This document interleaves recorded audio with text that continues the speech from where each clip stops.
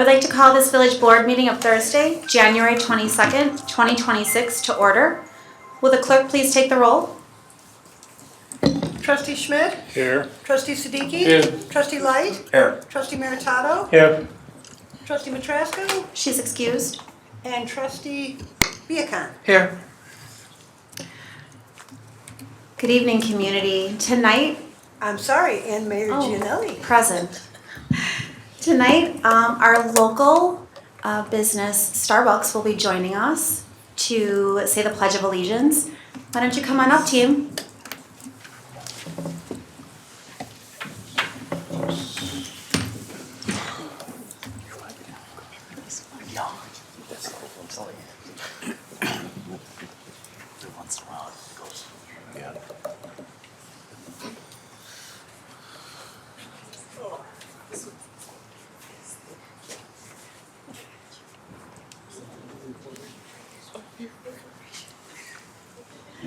I pledge allegiance to the flag of the United States of America and to the republic for which it stands, one nation, under God, indivisible, with liberty and justice for all.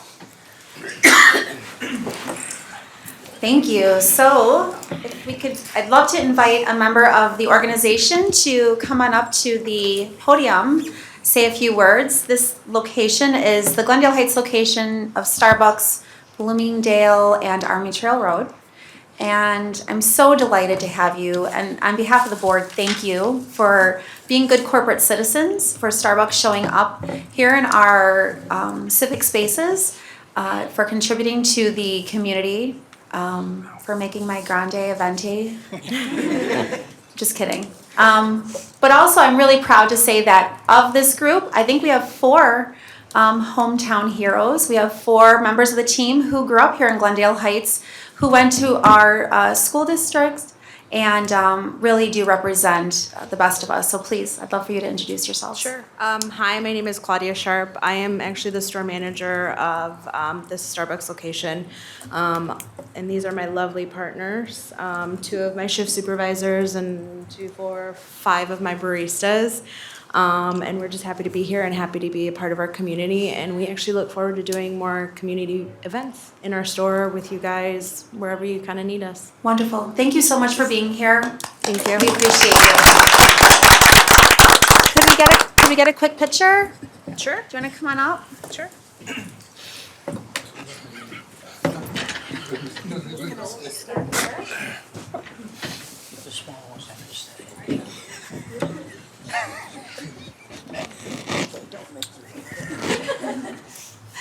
There you go. Now you get it.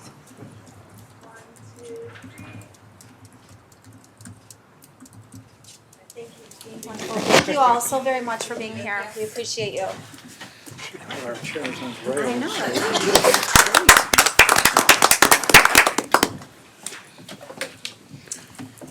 it. Okay, we now move on to petitions and communications. Trustee Viacon, welcome back. Thank you, Mayor. First off, Happy New Year's, and thank you for all those who are watching at home and who's joined us today. I don't have much for board report, but just want to remind you on that we do have our warming centers coming up for the extreme cold that's coming towards us. We have the senior center, the police department, and the sports hub. That's all I have. Thank you. Thank you, Trustee. Trustee Meritato? Good evening. We had a park meeting Tuesday, park and rec committee, and had a lot of stuff on the agenda, communications, construction, Americana Park, Camel Park. That's for the cow. Yeah, no, I know, but I'm just, Okay. I got a whole thing here. Okay. I'm just cutting it short. And, All right. I know. And I have one more thing I'd like to read from a resident I received this morning. And give me about 30 seconds on this. You got it. On the morning of January 22nd, I saw some of our guys in the village trucks working on snow removal at Stevenson and President bus stop. They were doing a great job with the cleaning, but what really impressed me was that they actually stopped what they were doing to help children get across the street for safety.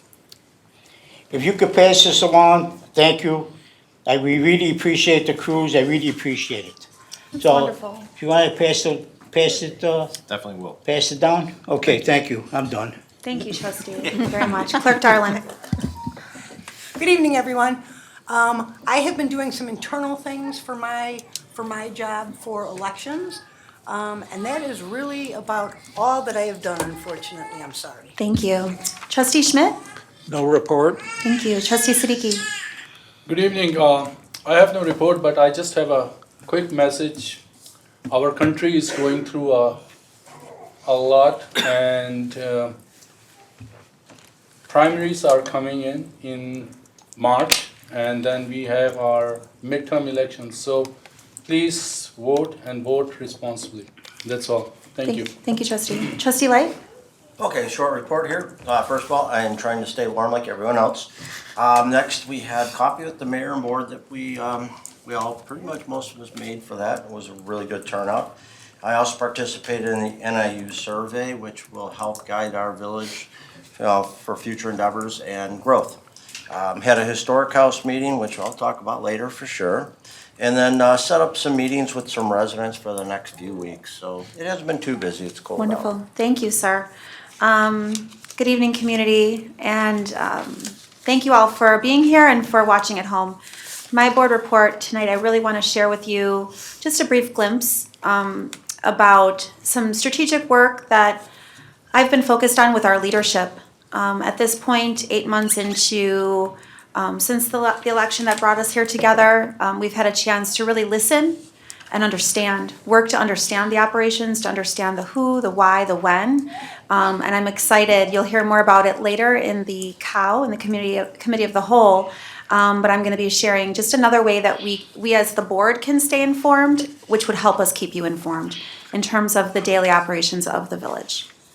I also wanna wish a happy early birthday to our clerk tomorrow. Oh, God. Happy birthday, Clerk Darlin. Thank you. Of course. All right, community announcements. Mr. Flint? Thank you, Mayor. Next coffee and chat with the Village President Board will be Saturday, February 7th at the Lyndon Jackson Center for Senior Citizens, 10 a.m. to noon. Unable to attend or have any comments, suggestions, or questions for the Village President or Village Board, please call the Village President's office anytime, 630-909-5302, or contact your local district trustee. Assistant Village Administrator Jenny Maltos.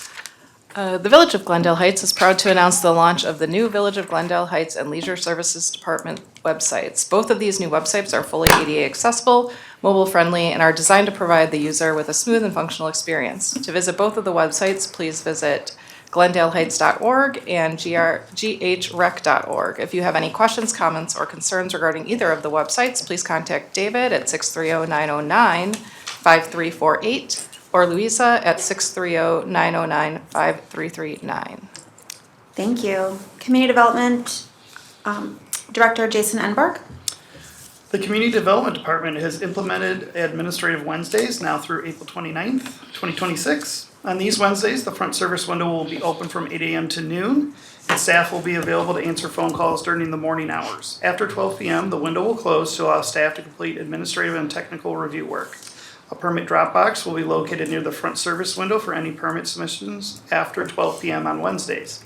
If you need immediate assistance on Wednesdays from noon to 4:30, please call the village's general phone number at 630-260-6000. Thank you. Chief Pappas. Thank you, Mayor. The Glendale Heights Police Department, the Village of Glendale Heights, and Kiwanis Club of Glendale Heights are proud to introduce the Raising Flags to New Heights program.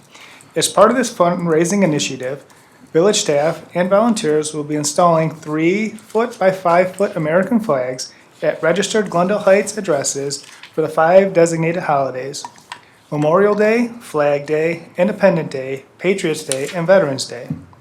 The annual fee is $50, with proceeds benefiting the Kiwanis Club of Glendale Heights and supporting the maintenance of the flags. If you have any questions or wish to register for a Raising Flags to New Heights program, please contact Tanya Mackel at 630-909-5459 or visit www.glendaleheights.org. Trustee Maritat already spoke about this one, but The Glendale Heights Police Department is asking residents to check on their relatives and friends to assure they are not in need of any assistance in extreme weather conditions. Glendale Heights has warming shelters in place at the Linda Jackson Center for Senior Citizens, the Sports Hub during regular business hours, and the Glendale Heights Police Department and Village Hall during after hours. For more information, call the police department non-emergency number at 630-260-6070. And as a reminder, in any emergency situation, you should always call 911 for immediate assistance. Thank you, Chief. Director of Leisure Services, Keith Knauts. Thank you, Mayor.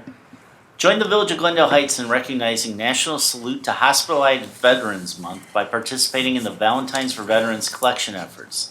Annually, the village delivers beautifully written and decorated Valentine cards collected from the community to Illinois veteran homes and veteran hospitals. Drop off your Valentines at Village Hall by Wednesday, February 4th to ensure a timely delivery for Valentine's Day. Please do not decorate your cards with glitter, include social media contact information, or include envelopes with the cards. If you have any questions, please contact Jessica at 630-909-5123. Register today for the annual Mother-Son Dance on Friday, February 6th from 7 to 9 p.m. and the Daddy-Daughter Dance on Saturday, February 7th from 6:30 p.m. to 9 p.m. This year's theme is Sweetheart Dance as we celebrate Valentine's Day by dancing the night away. Register at the Sports Hub or online at www.ghrec.org. If you have any questions, please contact Jessica at 630-909-5123. Thank you. Director of Public Works, Jeff McCumber. Thank you, Mayor. As a reminder to residents, please do not shovel, snow blow, or plow any snow onto village streets. This will help ensure our streets are clean and clear of any snow for safe driving. If you have any questions, please call the police department's non-emergency number at 630-260-6070. Winter parking restrictions. The Village of Glendale Heights would like to remind residents of the parking regulations within the village during snowfall. There is no parking allowed on village streets designated as a snow route for 24 hours after a snowfall of 1 inch or more. There is no parking allowed on any village street for 24 hours after a snowfall of 2 inches or more, and there is no parking allowed on any village street for 72 hours after a snowfall of 5 inches or more. If you have any questions regarding winter parking restrictions, please contact the Glendale Heights Police Department's non-emergency number at 630-260-6070. Thank you. Human Resources Manager, Peter Cahill. The Village of Glendale Heights is now hiring for school crossing guards, youth program counselors at the Sports Hub, and golf starter rangers, golf cart attendant, and seasonal laborer at the Glendale Lakes Golf Club. Join a team of hardworking professionals and make friends that will last a lifetime while giving back to the Glendale Heights community. Be sure to check back often as we start hiring for summer seasonal positions. To apply or to learn more about the current job openings with the Village of Glendale Heights, please visit www.glendaleheights.org. Thank you. Purchasing Agent, Darcy Garza. Thank you, Mayor. The Village of Glendale Heights is collecting broken and unused holiday lights. Lights can be dropped off at the Public Works Garage located at 1635 Glen Ellen Road on weekdays from 7:30 a.m. to 3 p.m. Lights accepted for recycling include all colors and lengths of mini lights, C7 lights, C9 lights, rope lights, LED lights, and extension cords. For more information on holiday light recycling, please call 630-260-6000. Thank you. Finance Director, Andrea Cravens. Thank you, Mayor. Join us for the Glendale Heights Seasonal Market on the first and third Thursday of each month. Shop for food, produce, crafts, and more from locally sourced vendors. The market runs from 11 a.m. to 5 p.m. at the Sports Hub. If you would like to be a vendor or for more information, please contact Tanya at 630-909-5459. Thank you. We are moving on, community, to our recognition of Holiday in the Heights winner, Louisa.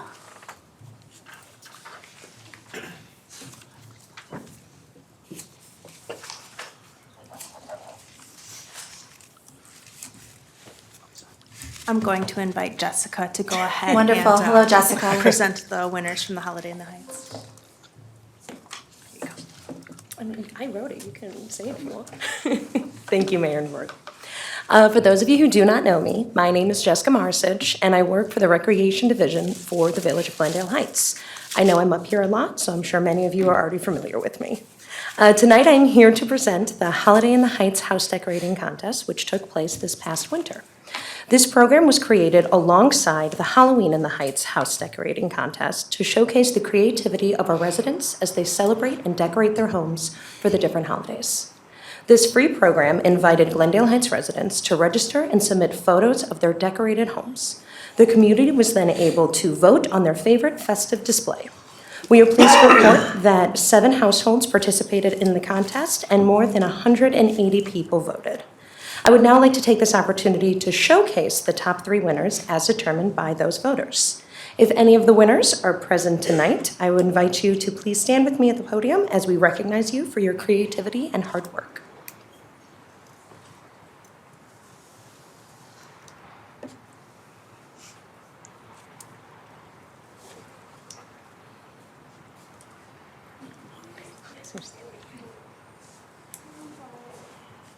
Thank you, guys.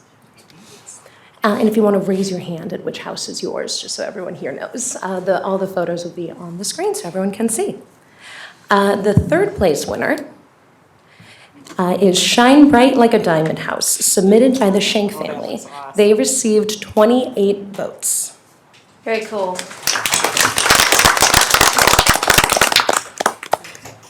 The 2nd place winner is the Creative Christmas Decor House, submitted by the Wilson family. They received 44 votes. Very cool.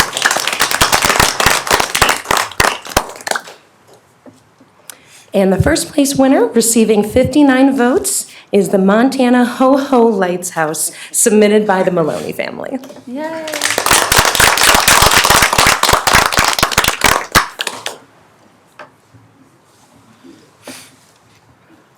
Is this the family of the Montana? Yes. Wonderful job, so creative, and thank you, sir, also for participating.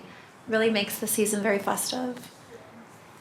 What was it like putting all that up, and is it still up, or has it come down? It has come down. Okay. You can come to the podium too. Wonderful. We froze into the ground. Right. Exactly. I just direct, and my husband puts it up. Wonderful. It's a team. It's a team.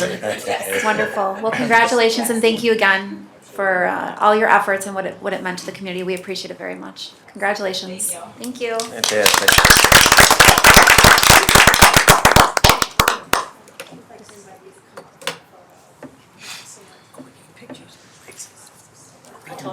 Right. Copy.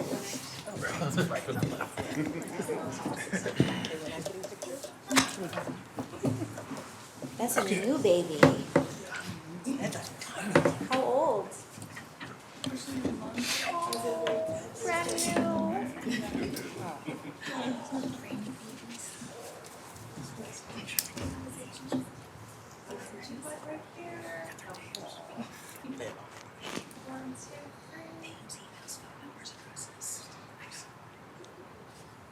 Thank you so much. Is that the gentleman who did the Halloween?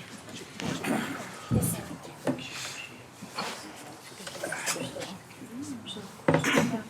I like that. And then finally, I have a few thanks that I would like to make as well. I want to thank you to all the households who participated and to everyone who voted. And then a special thank you to Cooper's Hawk, Bona Beef, and Prontos for generously donating the prizes to our winners. Oh, wonderful. I also want to thank Luisa Berardi and Krista Waski, who both dedicated their time and effort into making this possible. It by no means was just myself doing it. It was a team effort. These contests are going to continue happening later in the year for Halloween and then for the holiday season in December as well. So I hope all of our winners tonight, as well as everyone in the community, is welcome to participate and submit their photos of their house. Thank you to the board and to the mayor for allowing me to come out and showcase both the program and the house tonight. So Thank you, very Jessica, much. very much. Thank you. Okay. Board, moving on to item 4, presentation of services by ICNA Relief. I'd like to invite Dr. Saima Asfar, Asma Jarad, and Sajia Azmi to join us. Good evening.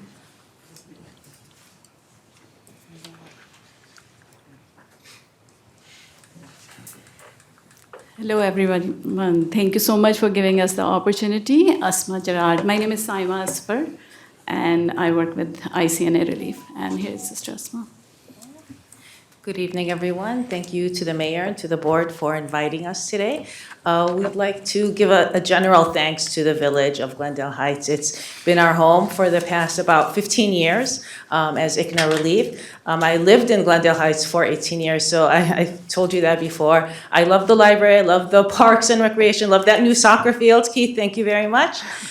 So everything is working great. Thank you, everyone. And for those who don't know, ICNA Relief has been calling Glendale Heights home for, like I said, the past 15 years. So we really appreciate, we love to be here. We have a team that works here. But also, ICNA Relief is not only Glendale Heights, it's much bigger than that. We are all across the nation, as you can see. We are a charity exclusively working for our neighbors here in the United States. We are faith-based, so we're Muslims for humanity, but all of humanity. So all of our neighbors, anyone in need across the United States, as you can see, we serve anyone in need. And ICNA Relief, as a national organization, has been in the U.S. operating for over 20 years, since Hurricane Katrina is really when we launched. But Glendale Heights and Chicago office is actually one of the most active field offices across the state. Texas kind of beats us sometimes, but we're in the running for the top 3. So yes, and we do serve any neighbor in need regardless of their faith. We are thankful for Glendale Heights to be our home here as our main office for the Chicago, Illinois field office. In addition to the main office, we do run a pantry. I'm sure you guys have seen it. It's on Bloomingdale Road. We also have a women's transitional house in Glendale Heights. So we have 3 locations in Glendale Heights: the main office, the food pantry, and the women's transitional home. And all of our programs are delivered on-site. Nothing is remote, nothing is virtual, except for counseling, and that's just for privacy. And we'll talk more about that because of the space constraints. And we do have daily interactions with families facing real time challenges, our neighbors here in Glendale Heights and the surrounding area. So before we moved into our new location, which used to be the Cypress Funeral Home, we had grown beyond capacity. We had a small office. We were borrowing space from neighboring churches, from neighboring masjids, mosques, such as ICW. You see in that first picture, we were doing a food box packing. We would rent space from restaurants. We had a small office that we were doing packing events, distribution events, case management, everything we were doing from that small office. But thankfully, we were able to purchase that Cypress Funeral Home and convert it into a space where we can work and serve more neighbors. And hopefully our pantry will be moving there because that is our property. So as I said, all of our programs are based in Glendale Heights. We have ESL classes open to the community. We have a senior women's programming and senior men's programming. We have our women's transitional home, food pantry, case management, and family support for all of our neighbors in need. And we do, a lot of people don't know this, and we don't like to put out the address of it, but this transitional home is in Glendale Heights. It's for homeless women and their children, for boys under 10 years old, for their daughters. It's a shared space, so it's a program. So this is the actual shelter, the building that we run, but it is a full program. And our case manager here, one of our coordinators, will be speaking for a few minutes about this program. Thank you, Sister Asma, and thank you. Hello, good evening. Thank you for having us here. As some of you know, I am the case manager for women in transitional housing, for our transitional housing program. And I just wanted to share a story, like a real story. You know, I have many, but one recent story that's really touched all of our hearts, all of them do, but we had a call come in through the helpline, which that is usually the first step. And she was basically homeless. She had gone through a divorce. She's an educated woman, so it's not like, you know, we have people from all kinds of, you know, backgrounds. And she went through a really bad divorce where, unfortunately, her ex-husband was able to, you know, he had more money, so he was able to have, you know, a lot of things go in his favor. She basically was, you know, lost some of the custody for her kids, and so she was completely broken when she came to us. We were able to, after that, making sure, she fit the criteria and the application process, we welcomed her into our program. From there, we developed a team basically consisting of myself, case coordinator, and we have mentors who are trained volunteers. We basically set up a community for her. And from there, she started to get some confidence back. We were able to help her, build her resume, look at, what she's registered behavioral technician. So she wanted to get back into that. Her license expired, certification expired. So we helped her see that she can do this. She could go back to who she was. And, she visited, first step, we took her to the Glenside Public Library, one of our, many safe havens for our women. She spent time there. She spent time with the Adult Reference Services desk. She made appointments. Mentors went with her. I went with her. We rebuilt her resume. Once she was able to see that, wow, I can do this, she started going out there, and now she's passed her exam as well. We helped her, formulate like study patterns, how to study, went to the library again, just kind of rebuilt these good habits for her while she had shelter in her home, in the transitional home, and all this support. Eventually, she did get a job right here close by to our town, and as a registered behavioral technician. And she was able to get her kids back as well. And they are some of the most adorable little boys I have seen. And when they came to see their mom in their new home for the first time, I mean, her mother was in just tears. She could not believe that this day came in just a matter of a few months. Fast forward, I would say 6 months later, and now she is going to be going into her own apartment, 2-bedroom apartment in mid-February. And she can't believe that she was able to achieve this. She also received counseling services through our program. So it's not just housing. Obviously that was the first, base to get her secure. And then obviously, like I said, the mentors helped, our case management, we really were involved. She had counseling services, so we had our clinician, in-house clinician, work with her weekly to help build that up in her, confidence up in her. She also visits our food pantry 3 times a week. So it's not just shelter. It's a holistic approach to get these women back to self-sufficiency in a matter of 6 months. It sounds like a very short period of time, but when you're working with these ladies day in and day out, I mean, we have hours of operation, but that kind of flies out the door. Like these are we call them our sisters. I can't even call them our clients because that doesn't sound right. The way she came in, broken, barely able to speak to me on the phone, could not even look at me in the eyes for a couple of weeks just because she had zero confidence. And this is an educated woman.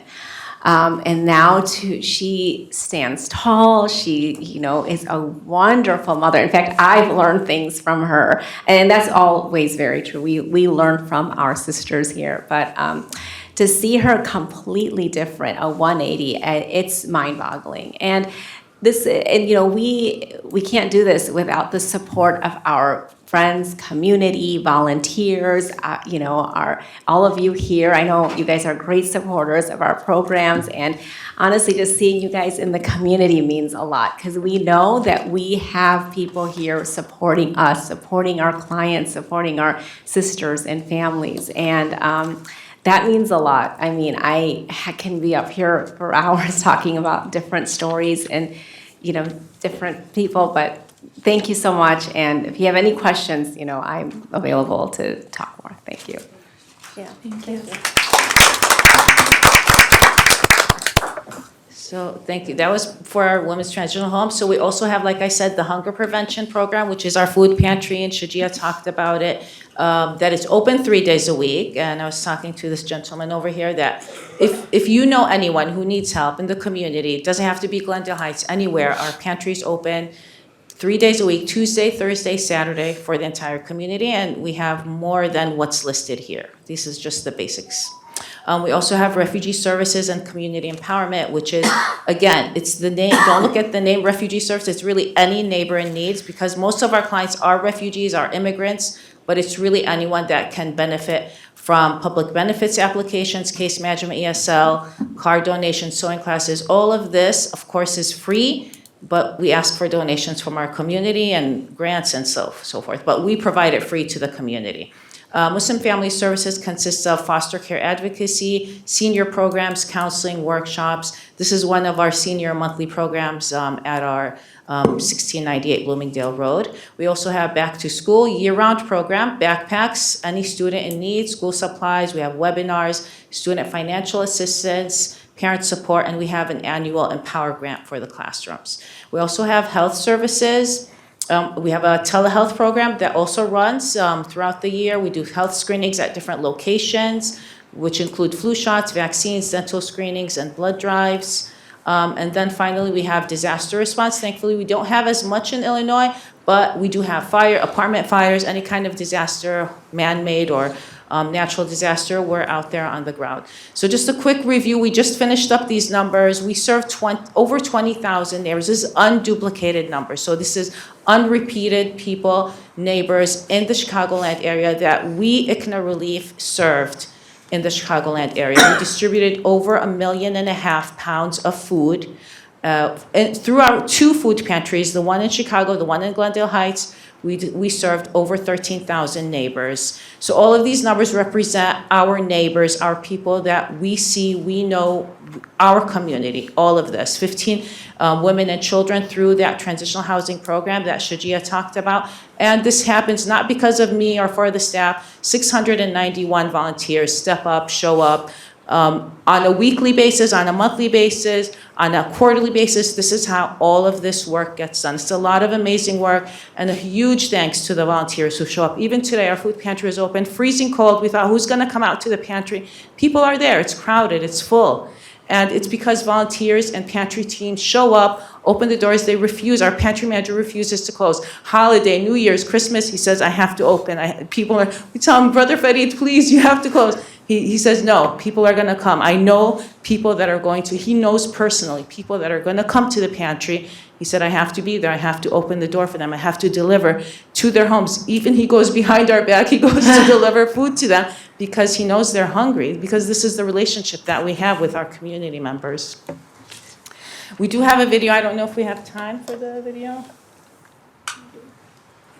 If we can, we have that, It's not 30 minutes, is it? No, 5 minutes. Just a quick video to show where we started. Go ahead, please. Thank you. We started with very, very few resources. We had basically nothing. And nobody knew that these bunch of Muslim sisters with hijab will go out and talk to community members. But we started with the best of intentions, which is like we will just look at the positive in our community. We completely ignored all the criticism and we build on those positives. Assalamu alaikum. I'm super duper excited to share with all of you that this is going to be our new ICNA Relief office, the ICNA Relief Community Center for everyone. That was our first office, that right across that. So within 7 years, Alhamdulillah, Allah subhanahu wa ta'ala has blessed us with this property. I want to invite all of you to join us. So this is going to be our reception room. I imagine it should be the most welcoming room ever. Clients, donors, volunteers, when they walk in, they should know what ICNA Relief is all about.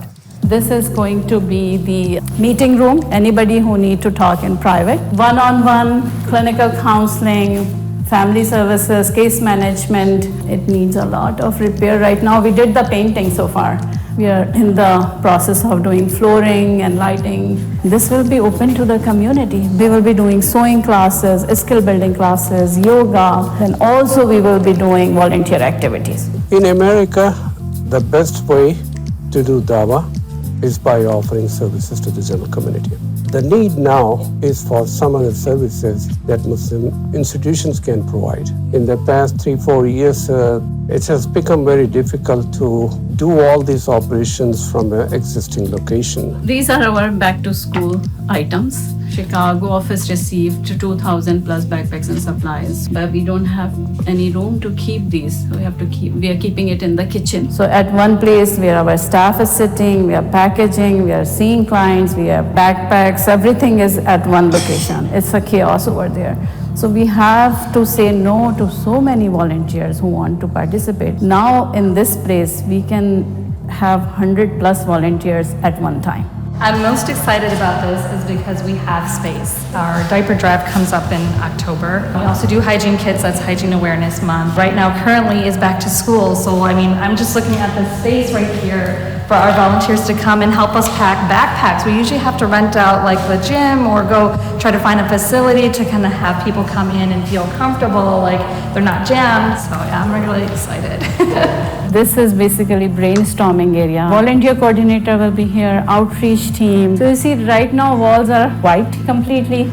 We want some nice frames, nice paintings. We have a volunteer interior designer and we're hoping that it will bring that hope and that, energy in this room. This nice lounge, I want our team, our volunteers and staff to hang out and enjoy and do a lot of fun activities. No meetings, no work, just chilling.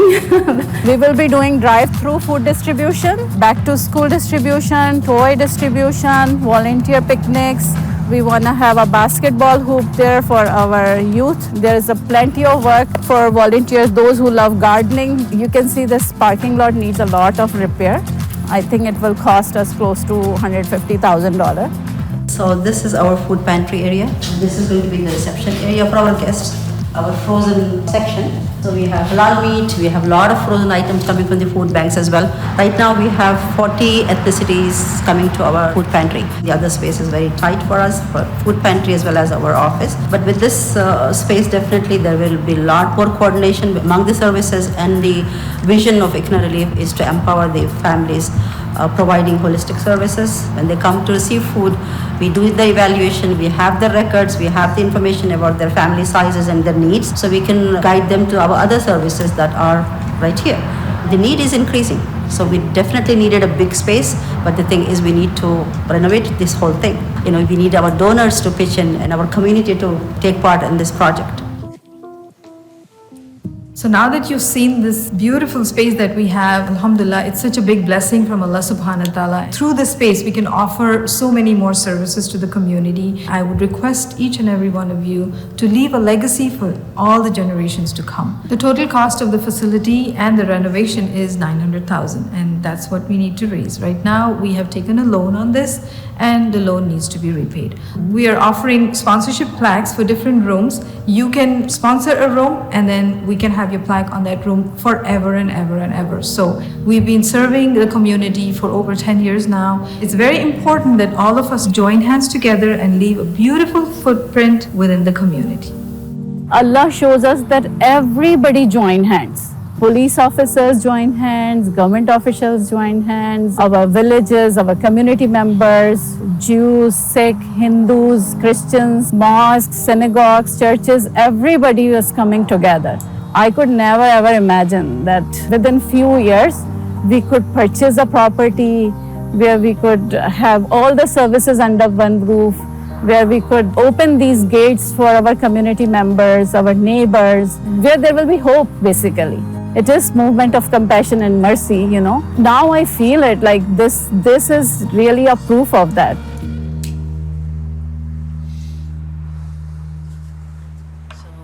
This video we did right when we were purchasing. Thankfully, we did move in, we did renovate. We still have the other part to go, but as you can see, we are invested in Glendale Heights. Throughout our 15 years, we moved from one Glendale Heights location to the other until we finally were able to purchase this building, and we're in it. We're here. We're in it to win it, as they say. So we're gonna stay in Glendale Heights, but we need to work together, obviously. So I'm gonna invite Dr. Saima, our regional director, to talk more about how we can work together. Hello, salam, and peace, everybody. Thank you so much for giving us this much time and opportunity to discuss. We have been in Glendale Heights, and this is the very first time I'm here because we feel welcomed and we feel we are very, very honored to be here. So thank you so much for giving us this opportunity. We purchased the property, we learned that we need the sprinkler system, so we got the partial permission. We installed the sprinkler system, it was very expensive. We did everything, the fire department did the inspection. Now it is the time that the third-party inspection, which will be done through, village will appoint somebody. So we are requesting that if that can be done earlier, then we can complete the work, we can have the total occupancy. That's our biggest ask. So that's one thing. And then if there is any funding opportunity, please remember us. We are here, we're neighbors, and neighbors have more rights, and we are here for each other. And then partnership, every year we host iftar at our office. So we are hoping that this year we can do iftar together with the village, maybe somewhere wherever our mayor can decide. So we are hoping we can do a partnership on the iftar and we can invite more guests. We have limited space, but we know so many more partners. And then we want to do referral coordination for housing, food, and others. And of course, publicity through our village. So thank you so much again, and this is our home. Thank you. Thank you so much for being here.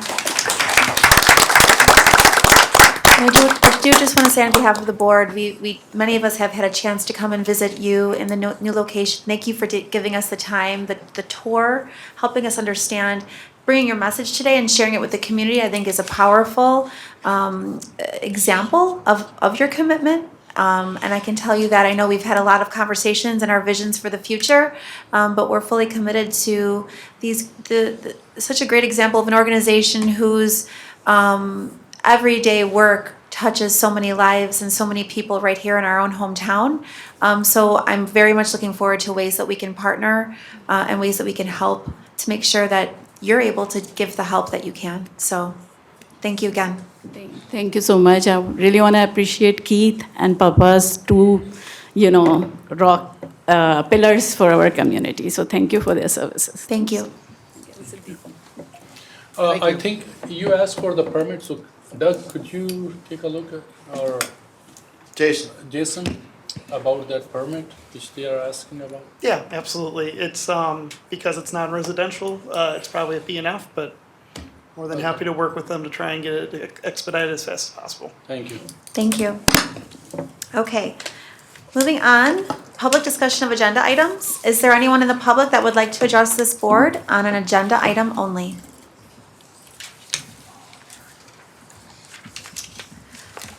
You have the consent agenda before you. Would Village Administrator Doug Flint please read the consent agenda?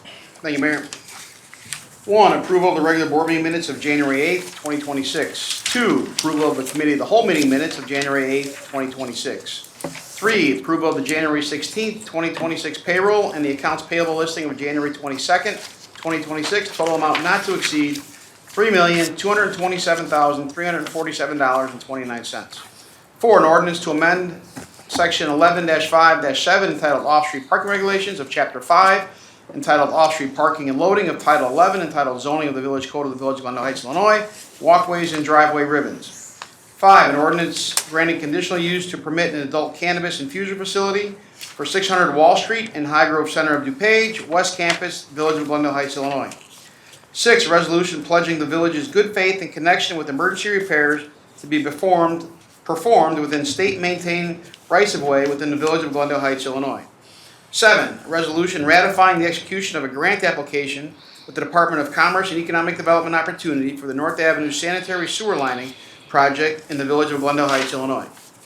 8, a resolution to approve and authorize the execution of the amendment to the agreement between Red Speed LLC and the Village of Glendale Heights, Illinois for an automated traffic law enforcement system. 9, a resolution authorizing the issuance of a notice of award purchase order for the purchase of 5 solar-powered radar traffic signs for the Village of Glendale Heights. 10, a resolution authorizing the execution of a change order number 1 final with V3 Construction Group Limited for the CDBG East Branch Tributary number 2 Channel Maintenance Project in the Village of Glendale Heights, Illinois. 11, approval of pay request number 18 final to V3 Construction Group for the CDBG East Branch Tributary number 2 Channel Maintenance, total amount not to exceed $44,679.07. 12, approval pay request number 1 to Utility Service Company Incorporated for the West Burdette 1.5 million gallon ground storage tank rehabilitation and maintenance project, total amount not to exceed $315,300. 13 is approval of consent. Thank you. Is there a motion to approve the consent agenda?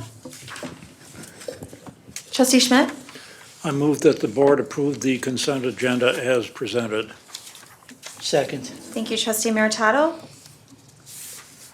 Call the roll, please. Trustee Viacon? Yes. Trustee Meritato? Yes. Trustee Light? Yes. Trustee Siddiqui? Yes. Trustee Schmidt? Yes. Consent agenda is approved. Old business, there is none. New business. Item 1, a motion to waive first reading on new business items 2 and 3. Is there a motion to waive first reading on new business items 2 and 3? Trustee Meritato. So moved. Trustee Light? Second. Thank you, sir. Roll call vote, please. Trustee Schmidt? Yes. Trustee Siddiqui? Yes. Trustee Light? Yes. Trustee Meritato? Yes. Trustee Viacon? Yes. The motion to waive first reading on new business items 2 and 3 is approved.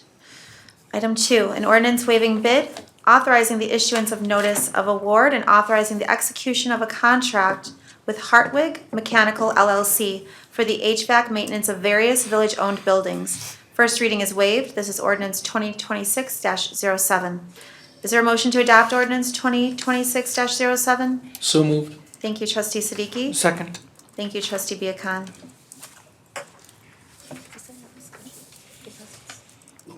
Oh, that's what I thought, okay. Any discussion, board? Call the roll, please. Trustee Meritato? Yes. Trustee Light? Yes. Trustee Siddiqui? Yes. Trustee Schmidt? Yes. Trustee Viacon? Yes. Ordinance 2026-07 is approved. Item 3, an ordinance authorizing the sale of surplus personal property owned by the Village of Glendale Heights, Illinois, 2010 Ford F-150 4x4 pickup. First reading is waived. This is ordinance 2026-08. Is there a motion to adopt ordinance 2026-08? Trustee Meritato. So moved. Trustee Schmidt? Second. Thank you. Any discussion, board? Call the roll, please. Trustee Light? Yes. Trustee Siddiqui? Yes. Trustee Schmidt? Yes. Trustee Viacon? Yes. Trustee Meritato? Yes. Ordinance 2026-8 is approved. Public discussion of agenda items.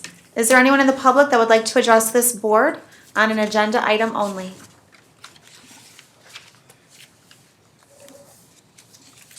Executive session, there is none. Is there a motion to adjourn?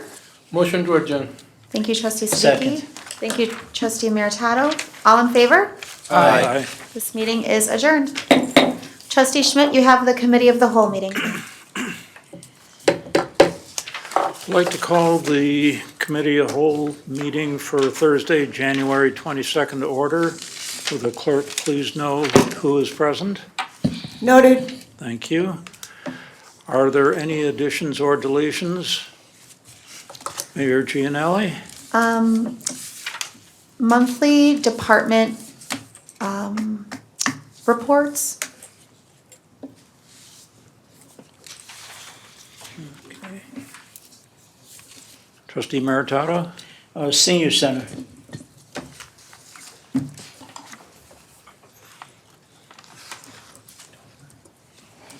Any other? Okay, committee reports. Glendale Lakes Golf Club Committee. No report. No report, okay. Historical Committee. You bet I do. All right. I just want to start off saying I'm really looking forward to this year's series of open houses. I would like to honor this great country's 250th birthday throughout the year with using co-hosts to help us generate some traffic through the historic house. And I think that'll be really, really well. Also, the most amazing part about Glendale Heights and its history would have to be our very own residents. From heavyweight boxing champs to TV, movie stars, and rock stars. We have a lot of great residents. We wanted to show some of our residents with their history. And I came up with an idea and talked with David and Luis on it, and they really took off and ran with this. And they're putting this out in series. We're going to do as many of these as possible. David, if you could just play this. My name is Ken Kawahara. We moved here in October of '85, so that makes it 40 years. And what brought me to Glendale Heights is a friend of mine who lived, I forgot what town he lived in, but he had moved to Hanover Park, and he wanted me to move a little further out west, joining him where he lived. But it's been a memorable 40 years for us living at our location where we're at now. My name is Nancy Kawahara, and I've also been here for 40 years with my husband Ken, and we've been here ever since, enjoyed everything that's been going on. We've got two boys, older son Matt, 38 years old, younger son Mark, 29 years old. Both boys went to school locally, Glen Hill, Glenside, attended Glenbard West High School, and I'm very proud to say they're both college graduates. A great human story is both my sons went to preschool here, and Mrs. Gioli and Mrs. Halverson were his teachers back then. Well, my son lives in the city, and he brings his kids out, but we watch his two kids 2 days a week, 3 days a week some days.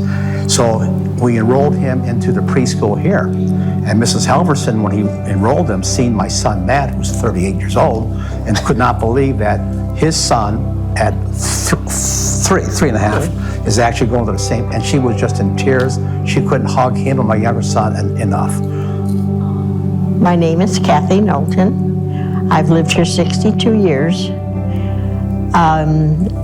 I was 23 years old when I bought the house. It was our first house. We had a young family. I had 2 children, and I was expecting the third when we bought the house. And it's just been a wonderful type of place to raise children. There were so many kids in the neighborhood, so they had playmates, you know, and it was nice. And they still have those friends. They kept in touch. When I had my grandchildren, I babysat and I took them to all the different parks. And my son said, "You didn't do that with us." I said, "We didn't have the parks then." There wasn't much out here and that. So they just played in the street. Because I lived on Glen Hill Drive, and it was a dead end at the time. So there was no traffic other than those who lived there.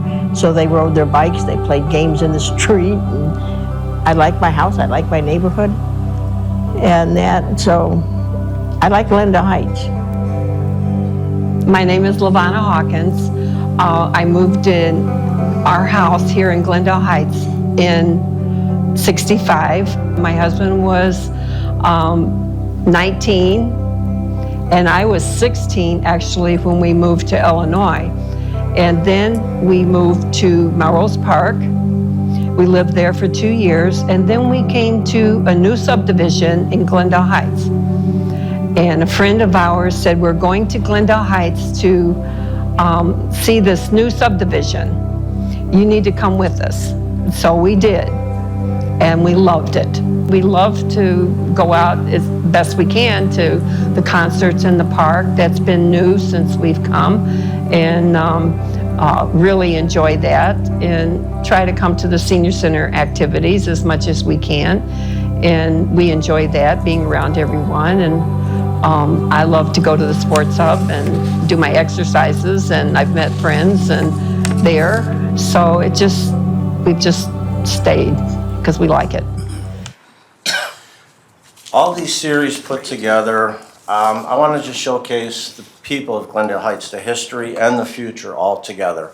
So by doing these, it's just a way of saying thank you to the residents of Glendale Heights for staying as long as you have and making the community strong. I also would like to ask that if anyone has a story or a history that they want to share, to please contact me, myself, and we'll put something together to where we can get your story embedded in our series of videos. And these also play at the Historic House during the open house.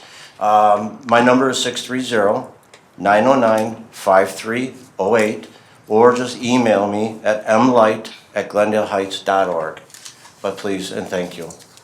It's really special. Thank you, Trustee. Okay, thank you.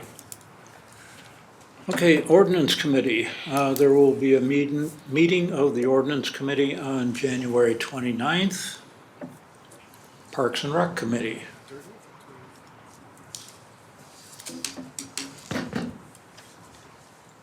Oh, I'm up? You're up. I didn't hear you, Bill. Sorry. All right, let me continue where I left off. The Park and Rec Committee. Construction update was given to work being done at Campbell Park, Americana Playground, replaced this spring. We discussed the budget and how many items we're thinking about putting in for consideration. May not get them done, but they'll be in there.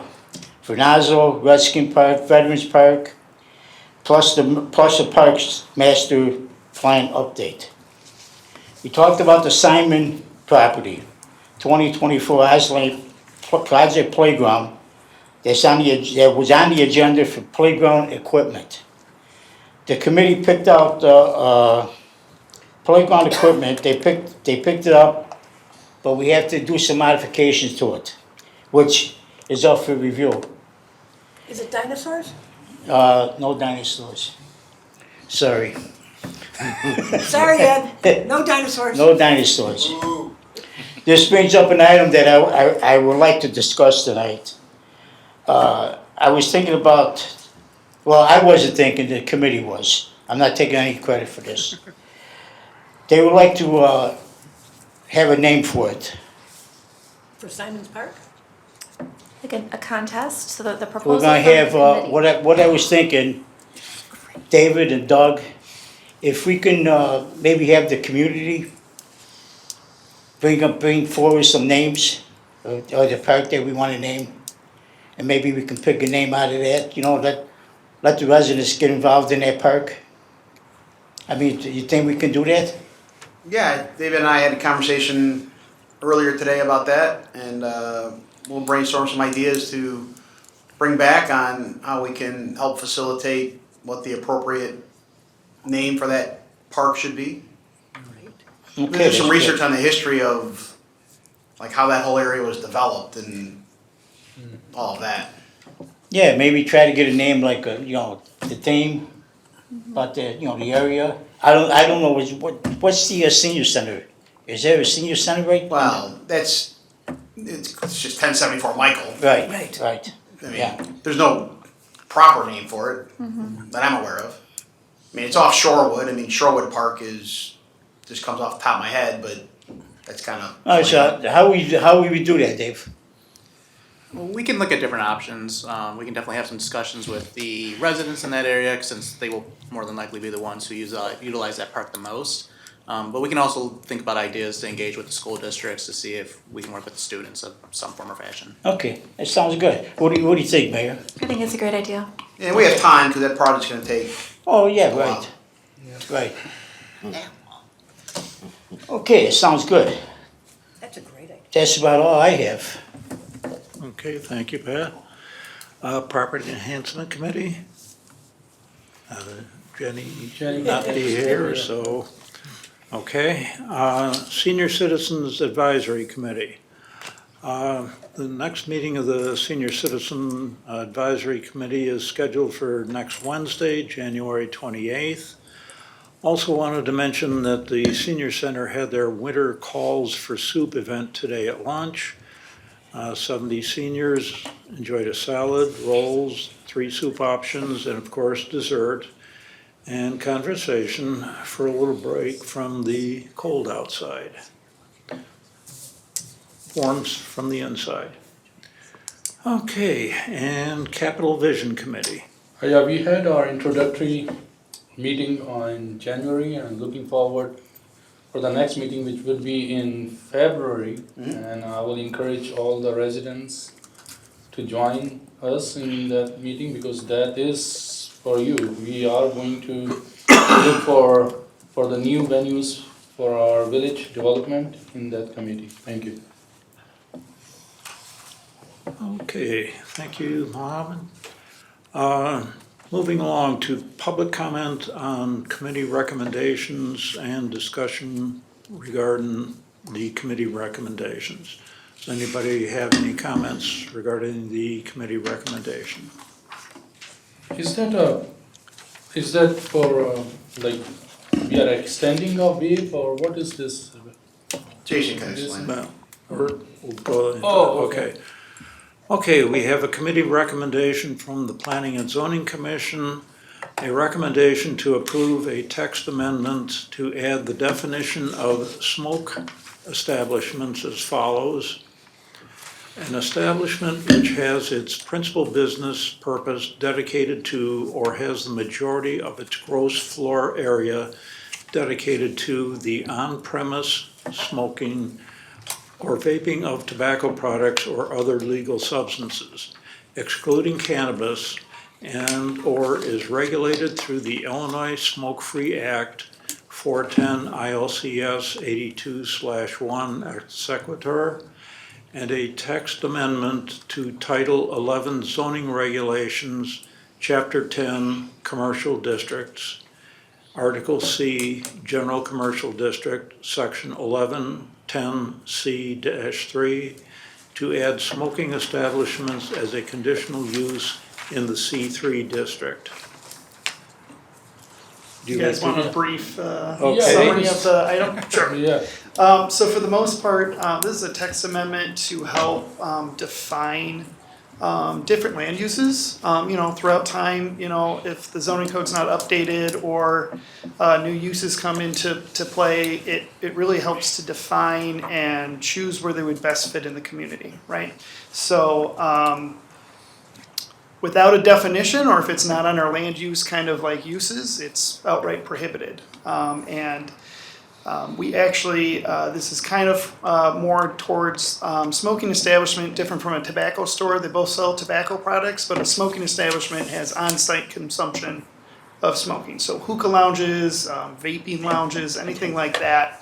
We're defining it, and then we're making it a conditional use in the C3. The C3 is our general business district that's auto-oriented. We felt that was the most appropriate place. The current hookah lounge that's on North Avenue is in the C3. They would automatically, if this passed, have their special use. If they ever changed ownership or went vacant and came back, they'd have to get a new conditional use. So for the most part, this is not promoting or encouraging anything. It's just cleaning it up. Defining these as tobacco stores or not defining them at all was a very gray area in the zoning ordinance. So we're just trying to clean that up as these uses comes out. And then, we chose conditional uses because we feel that we should be getting, if these come in, they should be held to a certain standard to make sure they fit in the area where they're going. Okay. Right, thanks. Any other discussion? Okay, may I have a motion? Trustee Light? Motion to move it to the board with a recommendation to concur. Second. Okay, Trustee Siddiqui. Okay, any further discussion? Okay, call the roll, please. Trustee Schmidt? Yes. Trustee Siddiqui? Yes. Trustee Light? Yes. Trustee Meritato? Yes. Trustee Viacon? Yes. Madam Mayor Gianelli? Yes. Okay.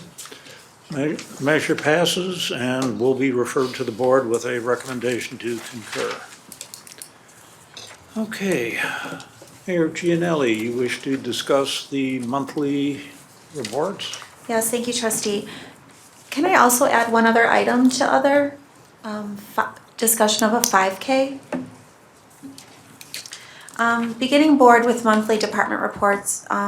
So it's my understanding that every month our operations departments compile a retrospective report that's provided to administration that covers all of the essentially tasks, the daily operations summaries by department. These are submitted to administration and they contain everything from projects completed, report out on meeting budget items, lots of really robust details.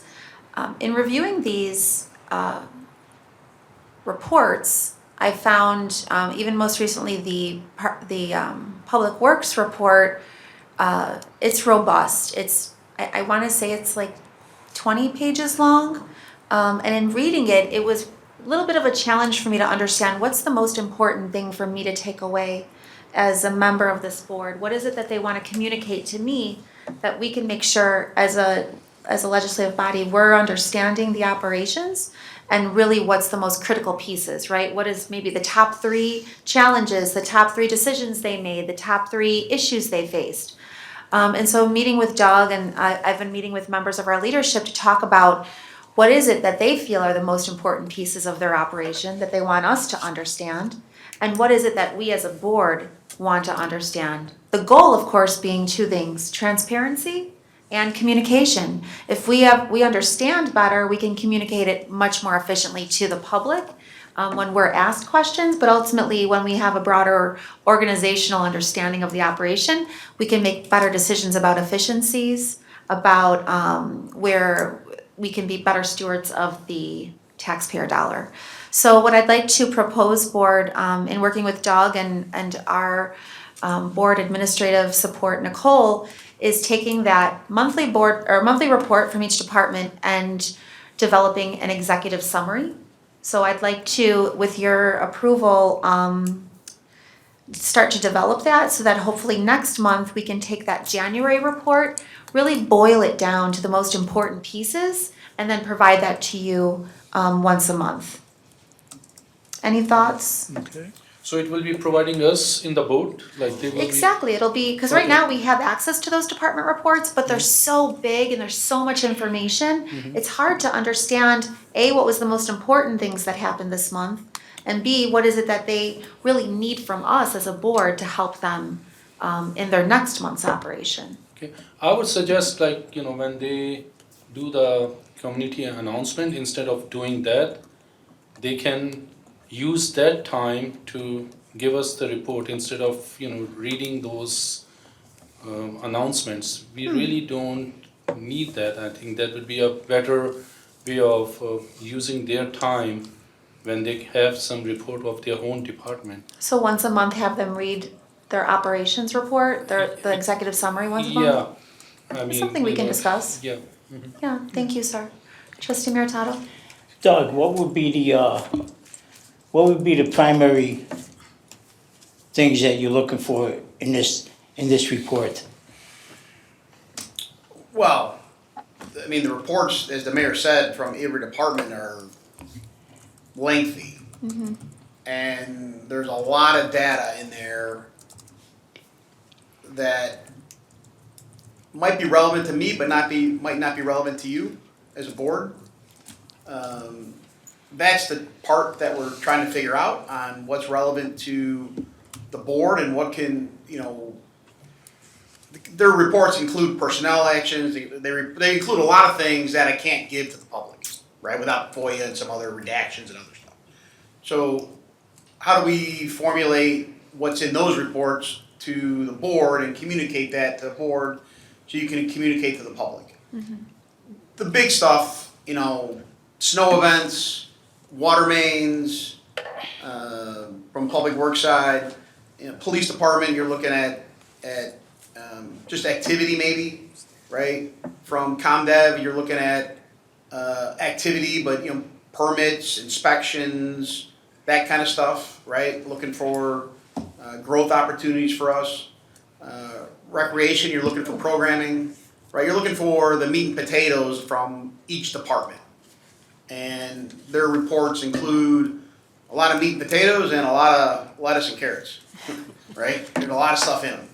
So trying to figure out how do you condense 20-some pages in the police department and public works and 3 departments within leisure services into a page and a half or 2 pages that's digestible. Yeah. Right? That's the challenge that we're facing right now. I went through it with Nicole today, and I just went, good luck. Because there's so much information in there that I find it all interesting, but not all of it probably is relevant for the board need. So we're trying to figure that part out.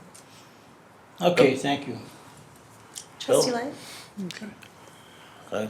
My turn? Mike? Okay. No, it's strange that this come up because I just sent an email to Doug this afternoon asking for updates with several different projects going on.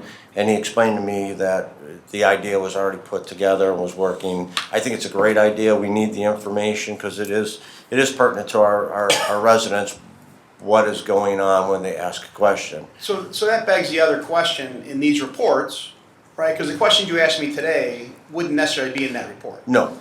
So how do we better communicate everything that's going on and capture the questions you asked me today? Right. How do we capture that so that everybody has knowledge of that, right? To the best degree that we can. That's also a challenge to, memorialize different conversations we have right. Throughout the course of a day or a week or a month, and broadcast those forward to the board. So I think the word is good luck. Right. No, it's just a reframing of how do we communicate the wealth of information we have from the departments to the board. Right.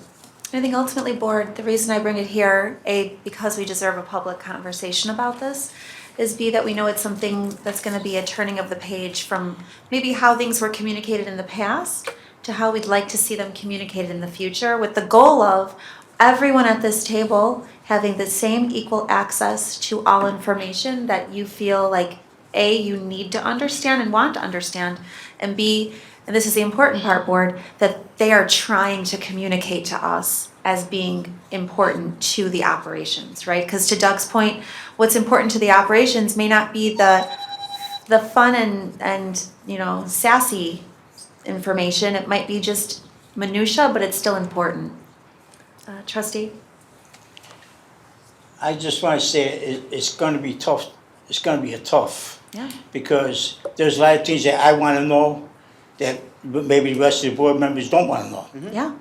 So how do we get the things that I want to know, Yeah. and maybe John don't care about what I want to know. And that's- Now I just pick up the phone and say, I ask Well, and you can- I give my answers. Yeah, you can That'll still. probably happen. Yeah, you can still do that. That's not saying that we can't ask for help and ask for questions. It's a matter of just again trying to lay the foundation for communication in a new way. So the best thing about this is that we can try it, we can pilot it, we can give it a go and see if we like it. And if we don't, we can say it didn't turn out exactly how we thought. What can we do differently? But again, the goal here is access to communication, access to information, transparency, and then just building up the knowledge of that operational understanding so that, Pat, if there is a piece that you care about, you'll read that section and maybe you'll skip the section that's not something that's really kind of important, but then for maybe Trustee Siddiqui, that part was important, so. So I also have a question. Is there going to be a time limitation for that report, which we are going to provide to the department head that they have to, or is it? Sure, let me reframe it. Initially, my thought wasn't that it would be something we'd be sitting and reading out loud together here. Oh, okay. That was a suggestion you had made. Oh. Initially, what this idea was that we already get this report right now. You can go right now out to Board Docs and look at December's reports.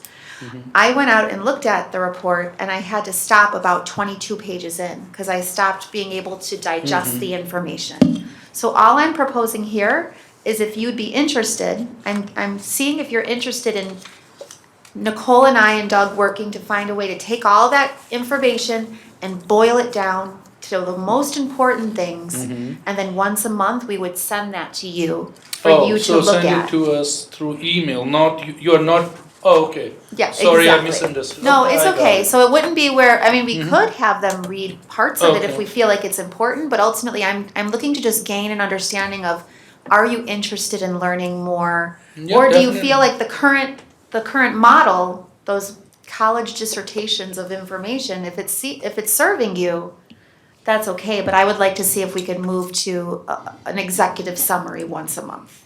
More filtered one, yes. And Trustee Siddiqui, just to answer your question, the reports are due to administration the 14th of each month. Okay. Following, right? So 2 weeks to compile the reports, they get sent up to administration, and then we go through them. Okay.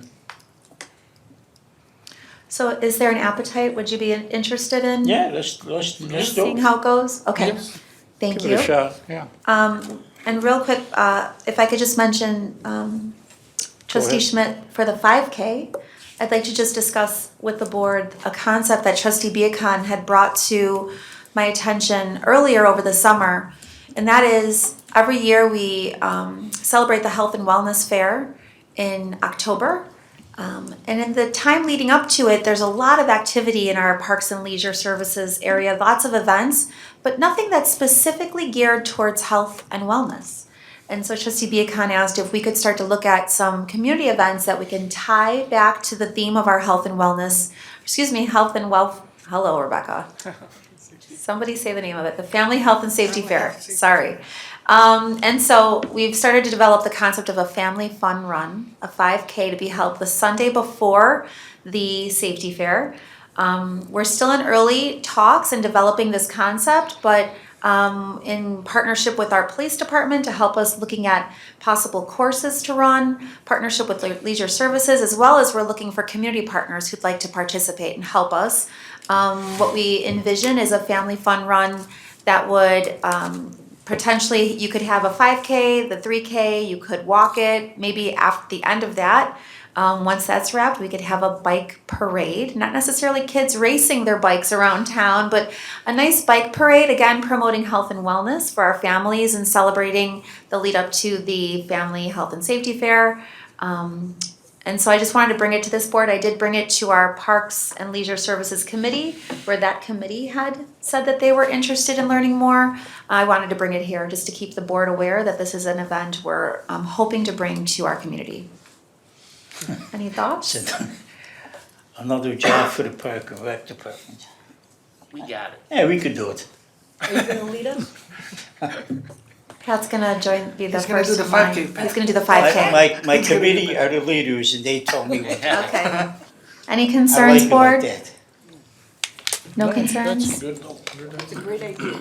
Okay, thank you, Trustee Viacon, for the idea. Thank you, Ernie. Trustee Meritato, Senior Center. Oh, I forgot I'm thinking about that 5K.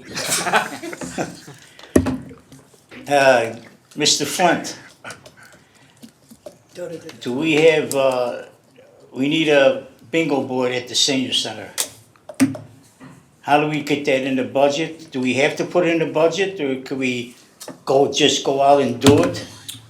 Well, we'd have to try and find, if it's not in the budget, we gotta go try and find money to pay for it and see how much it's gonna cost to get a new one. If we don't have money that we can find today or tomorrow, then it'd have to be budgeted for May. Okay, so, in other words, if we can't find the money, we'll put it in the budget for May. Correct. Okay, that sounds good, because they need one. Is it broken? Oh, yeah, that thing is, we fixed it about, I don't know how many times. No, we've been fixing it for a decade. Yeah, we've been fixing that thing all the time. They don't make parts for it anymore. Oh, it's like a Pontiac. No, I would like, Older. I would like a digital one. It's all that I know. Are they? Well, I don't know, so just, It's very fancy, very fancy. not, nothing. I want something good, Doug. I have other jokes in my head, but I'll keep them. Yeah, right. Thank you, sir. All right, that's it for me. Okay, thank you. Is there anyone in the public that would like to address this board?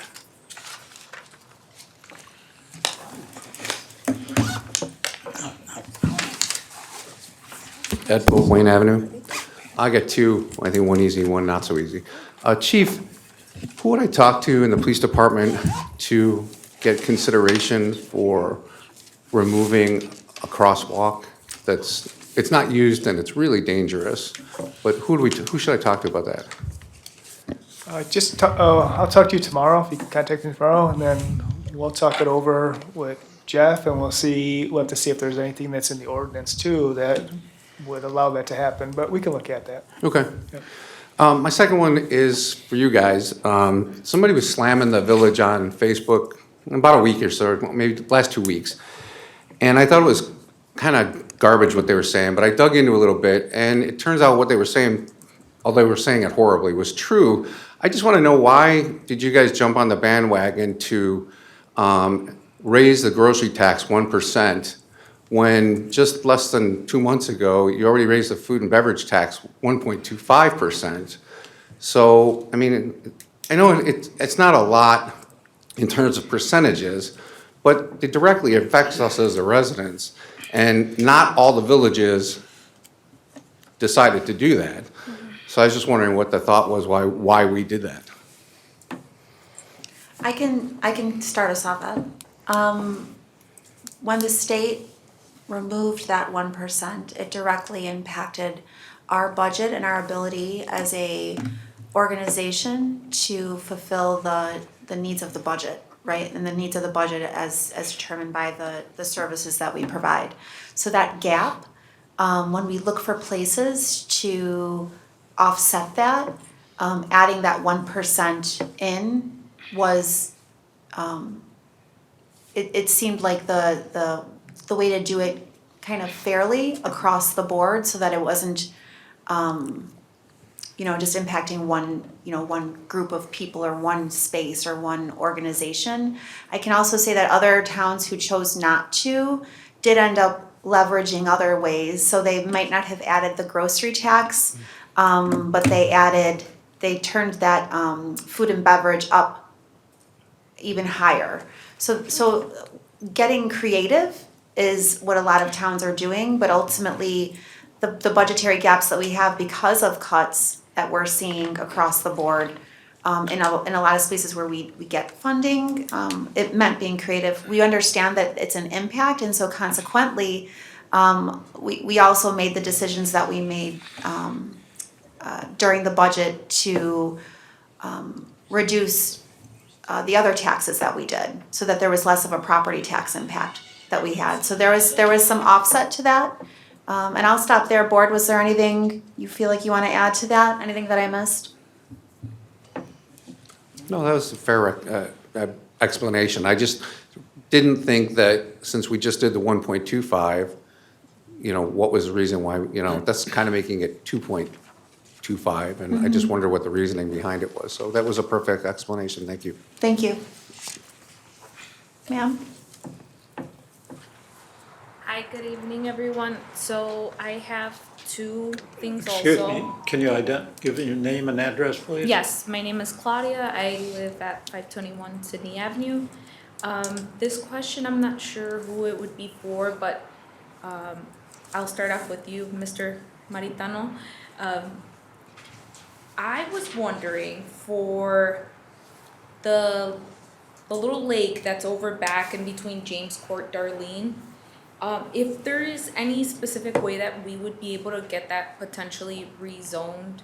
A lot of the kids over the past maybe 1 or 2 summers have slowly started fishing there more, and I'm all for it. It keeps the kids in one area. They love it. My son, he's turning 14 this year. I have 2 boys, but my soon-to-be 14-year-old has found a tremendous love for Bass Pro, and the place is super expensive. But if he's there, all the kids are there, and there's kids of different ages. And maybe if there could be, I've cleaned up there myself in the area where they fish, but it's a place where kids have slowly started to come out, and I'm all for it. I've gone out and cleaned up myself. I know the sheriff's department has people who go out and clean out during the day, but if there's any way of maybe getting like a section where there isn't like, there's like netting in the water, and if there's any way we can maybe have that netting like maybe cleaned up or taken care of, because So what's accumulating there? Trash, or is it well, because geese? No, not the geese. The geese aren't the problem. The geese, everyone's terrified of the geese. But for the kids, for them to have a place where they can collect garbage, maybe like a little something so they can put the plastic bags, bottles, whatever they want, instead of it going out into the water. So we need more garbage cans? If you guys would probably put one out in a designated area where the kids usually are. And because people walk their dogs around and they have the little trash bags with the dog poo. So maybe something like that, 1 or 2 on either end of the park, that would be helpful. Something for the community, because to shoo the kids away and tell them like, don't come here, don't play here, then where are they gonna go? We're not telling them that, right? No, everyone leaves them there because Right. it's like kids are out, let them play, let them do something else Yeah. besides have a So tablet in their we, face. so we need trash cans, Yes. dog waste station. Yes, that would be nice. That sounds great. But more than anything, if there, I don't know again who I would speak to, but there is netting because originally that pond was, it's very nice, it's very peaceful, very scenic. But some of that netting in the pond has become damaged, so I don't know if they can clean it up, fix it, maybe remove it for where the kids are fishing. So the, what is it, like, I don't know what it's called, but it's like the fishing line. It's getting tangled in there. So maybe not give them the whole pond, but just in like one designated area. So, The riprap. ma'am, that netting was originally installed for construction to keep actually the birds from eating certain plants till they got established. So we can get that out of there. I was under the impression that last time I walked it, I actually didn't see that. I thought it was actually gone. But if it's in there, we can get someone Yeah, it's to like remove somewhere that. in there and. Yeah, that was something it was intentionally put there, but we can get that out of there. Okay. It's not a problem. And I have another. It's got a lot of lures in that bag. Hold on a second. Can you just tell me where it's at? Sydney and Darlene, is that where it's at? James Court. James Court. That's Bill's district. Okay. Okay. So my other thing would be on the street of Excuse me, Sydney. ma'am? Yes. You're limited to 3 minutes Oh. speaking. So speak fast. Okay. Unless the board would wish to extend that. That's fine. That's fine. Okay. So Go ahead. on Sydney where I live, there are vehicles that park. I park out in the street. I have my little sticker. But when you're coming in from the unincorporated area, the unincorporated side, there is a sign that's on Sydney and Highland that's marked off if you're gonna make a right. And I was wondering, is it good for the village for safety? When you're coming, either making a left or a right out of any of the unincorporated streets, there's not enough of a view as to who's coming left or right or either direction. And it's just, it's something that I'm very precautious of when I'm either making a left or a right, because parking has become a lot more condensed. People are living in generation situations. More people are living in tighter spaces, because I do live with my family. So I park out on the street because it's easiest for me. But it's definitely, it's getting dangerous because there are cars that are coming and going, and you have to be very cautious if you're gonna make a left or a right coming from the unincorporated area. That would be Glen Ellen Countryside, and I'm pretty sure any of those residents would be able to say the same if they're going out onto Sydney, again, making a left or a right from the countryside area. That's So it. you wanna limit parking on each side of the streets that go into countryside? For example, if I was coming in, I'm leaving Glen Ellen Countryside from Highland, say for example, I do not have a good view of oncoming traffic from the left, oncoming traffic from the right, and it's the same thing because Darlene is right there, but a lot of the streets that go all the way up until Pearl almost have oncoming traffic from the left and right, and also from Darlene, Pearl, Pleasant. So just that same type of sign that's on Sydney and Highland, for that to kind of continue all the way down into Pearl.